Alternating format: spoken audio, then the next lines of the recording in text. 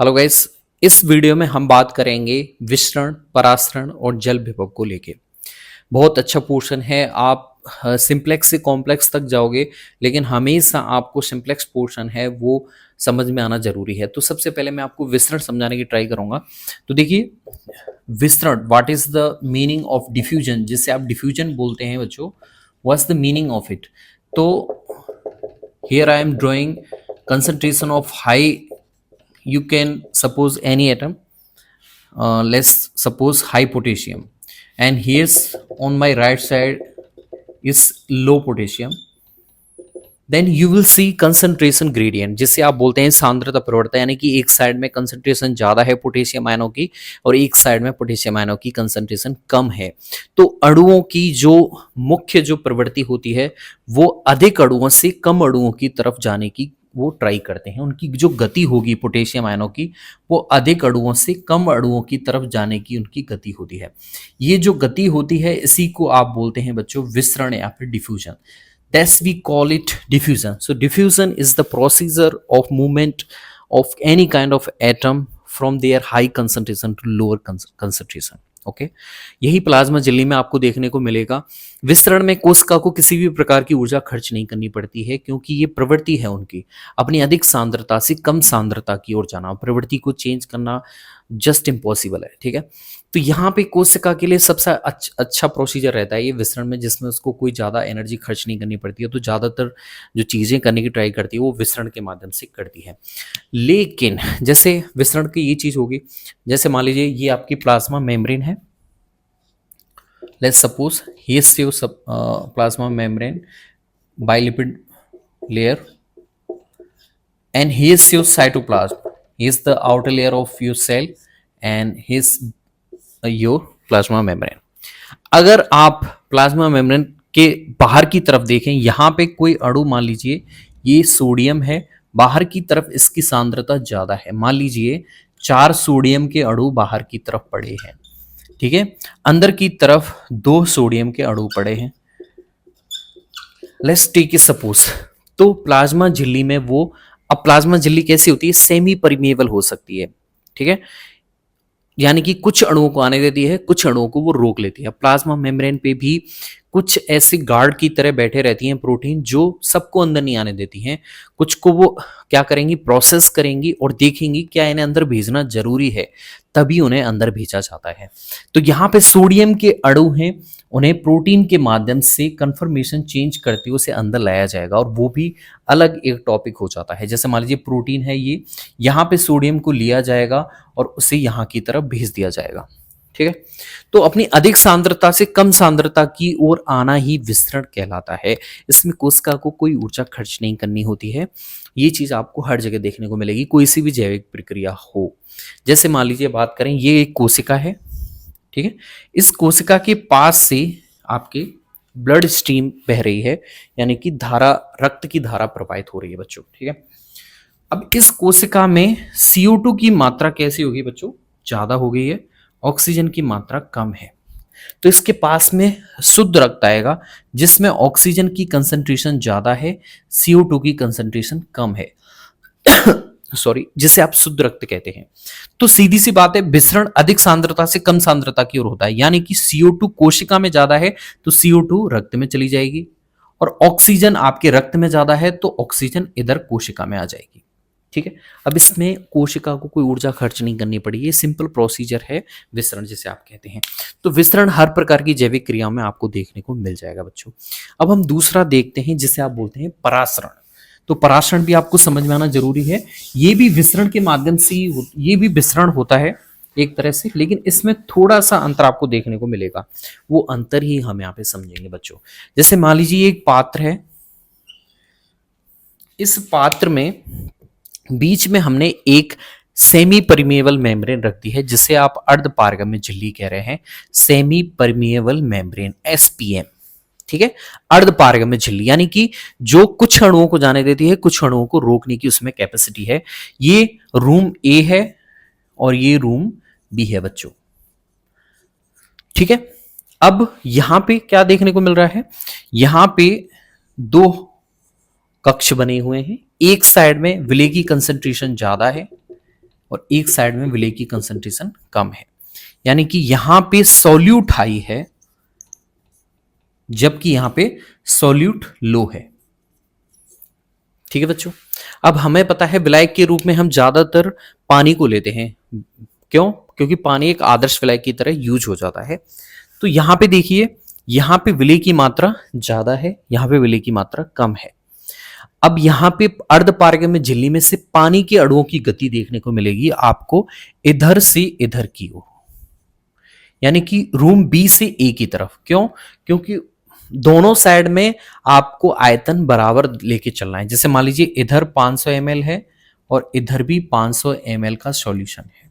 ठीक है, यहां पे मान लीजिए आपने 10 ग्राम चीनी मिलाई हुई थी और इस जगह आपने मान लीजिए 50 ग्राम मिलाई हुई है चीनी। ठीक है, तो आपको ध्यान रखना है पानी के अणु कौन सी साइड में ज्यादा होंगे। तो ओबियस सी बात है, जिस साइड में विलेय के अणु कम है, यानी कि विलेय के अणु 10 ग्राम ज्यादा कम है या फिर 50 ग्राम कम है, तो इतना बेसिक आपको भी आता होगा कि 10 ग्राम कम होता है 50 ग्राम से, यानी कि 10 ग्राम की तरफ आपके जल के अणुओं की संख्या ज्यादा होगी।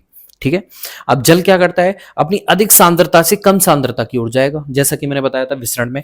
तो ये विसरण ही हो रहा है, लेकिन अब की बार बच्चों देखो विसरण सिंपल तरीके से नहीं हो रहा है, वो किससे होके गुजर रहे हैं, अब की बार अर्धपारगम्य झिल्ली में से होने की ट्राई करेंगे। ठीक है, अब यहां पे बीच में अगर आप एक ऐसी अपारगम्य झिल्ली लगा देते हो तो विलेय के अणु तो पहले ही नहीं जा रहे थे, अब की बार विलायक के अणु भी नहीं जा पाएंगे। लेकिन हमने यहाँ पे क्या रखा है, जिस तरह से प्लाज्मा मेम्ब्रेन होती है उसी तरह से एक कृत्रिम रूप से बनी हुई एक झिल्ली हमने रखी है जो विलायक के अणुओं को गुजरने देगी, विलेय के अणुओं को रोक लेती है बच्चों। ठीक है, तो यहां पे क्या देखने को मिलेगा, रूम बी से ए की तरफ जा रहे हैं। तो this is also a simple diffusion, but this is there से बिट डिफरेंस। और वो सबसे छोटा अंतर क्या है कि अब की बार हमने बीच में अर्धपारगम्य झिल्ली रख दी है। तो इसका परासरण जिसे आप बोलते हैं, तो परासरण का सिंपल सा डेफिनेशन क्या होगा, विसरण जो अर्धपारगम्य एसपीएम में से होता है, सिंपल सा है। विसरण जो अर्धपारगम्य झिल्ली में से होगा उसे ही आप बच्चों क्या कहेंगे, परासरण कहते हैं।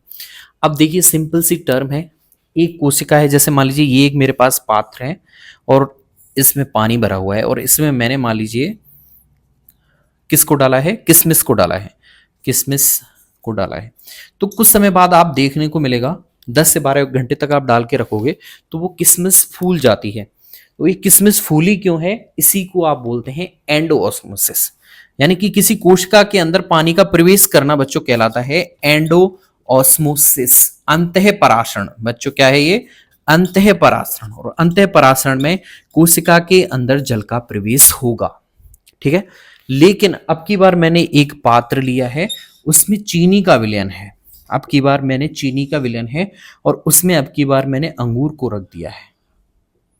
ठीक है, अब अंगूर हमें कुछ समय के बाद में ऐसे सिकुड़ा हुआ देखने को मिलेगा। ठीक है, यानी कि अंगूर से अब की बार पानी के अणु बाहर की तरफ आ गए हैं। तो पानी के अणु बाहर की तरफ इस तरह से दिखाओगे, सॉरी, इस तरह से बाहर की तरफ जाते हुए दिखाओगे, इसे आप बोलते हो एंडोस्मोसिस हो गया।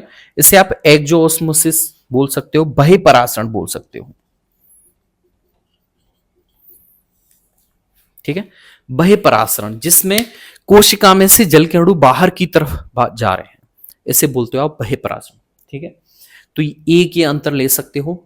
ठीक है, और दूसरा एक और चीज बताना चाहूंगा कि परासरण जो है आपके विलेय की सांद्रता के समानुपाती होता है।